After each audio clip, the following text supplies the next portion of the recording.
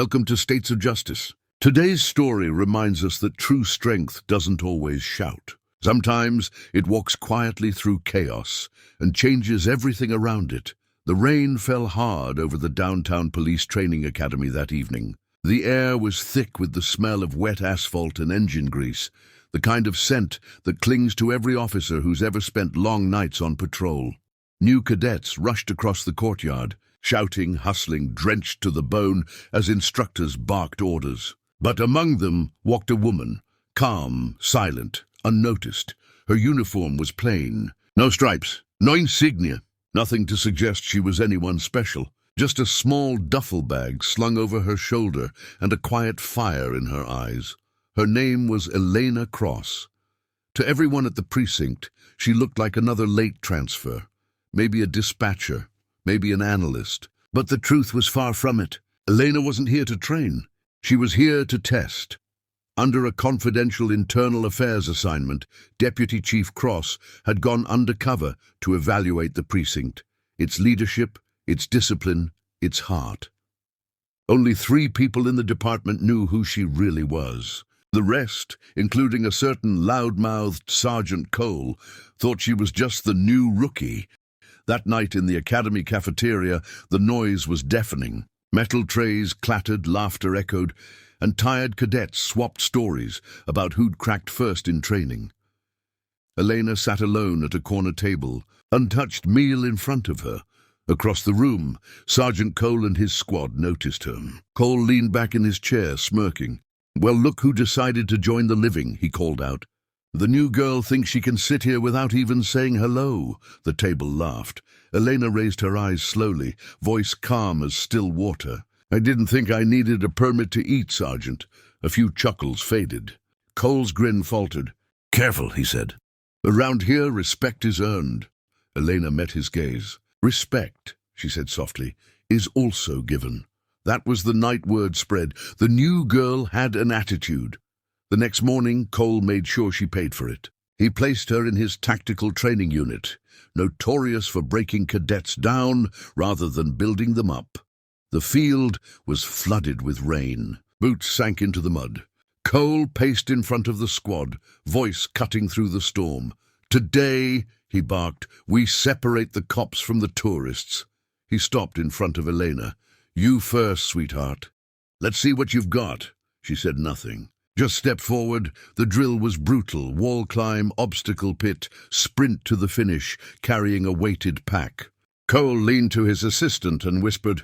They added extra weight to her gear, 50 pounds more than anyone else.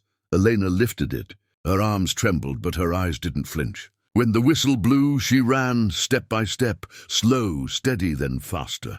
The squad started cheering, not for her, but for the show. But she didn't fall. She climbed, jumped, and pushed through the storm like someone who'd seen worse than mud and rain. When she crossed the finish line, soaked and shaking, Cole blew his whistle again. "Lucky run," he said coldly.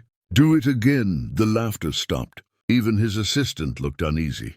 But Elena didn't argue. She just nodded, adjusted her pack, and started over. By the end, her hands were raw, her boots torn, but her stance...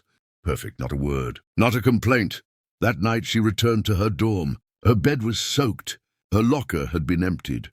Someone had made their point. She sat quietly on the wet mattress, staring ahead. No anger, no tears, just silence. A voice came from behind. "You don't belong here," a cadet sneered. "Quit before someone gets hurt." Elena stood slowly, her shadow long in the dim light. "You're right," she said softly. "Someone might get hurt." The next morning changed everything. During the inspection briefing, the precinct commander himself showed up, unaware of who Elena really was. Cole's squad stood sloppy and unprepared, laughing like it was recess. Elena stood at attention, uniform spotless, weapon polished, eyes forward. The commander frowned. "This squad's a disgrace. Who's leading this mess?" "Sergeant Cole, sir," one of the officers muttered. Cole stepped forward confidently. "Sir, just a few rookies testing boundaries. I'll whip them into shape." Before the commander could reply, Elena spoke. "Permission to speak, sir." The commander turned, annoyed. "And you are?" "Elena Cross," she said calmly.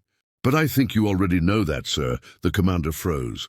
Then his posture changed. He straightened sharply and saluted. "Deputy Chief Cross." The entire field went dead silent. Cole's face drained of color. Elena walked toward him, rain tapping on her shoulders. "You said respect is earned, Sergeant," she said quietly. "Consider it earned." She turned to the squad. "For days, I've watched how you treat newcomers. You mock, you intimidate. But this department isn't built on fear. It's built on trust. And you've broken it." The recruits lowered their eyes. Cole tried to speak, but she raised a hand. "Silence," she said. "You wanted to test me. You did, and you failed." That afternoon, the storm returned. Rain poured across the training field as Elena walked alone toward the gate, but she wasn't alone for long. One by one, the same recruits who'd laughed at her fell in step behind. No orders, no words, just silent respect. Later, Cole approached, drenched, his voice low. "Ma'am, I didn't know." Elena looked at him steadily. "You didn't need to know who I was to treat me right, Sergeant. That's what separates a cop from a leader." He nodded, eyes down, guilt heavy on his face. Weeks passed. Under her command, the academy changed. Laughter still echoed in the cafeteria, but now it came from unity, not cruelty. They trained harder, moved together, trusted each other. At the graduation ceremony, flags waved above the precinct. The same recruits who once mocked her now stood proud in their blues.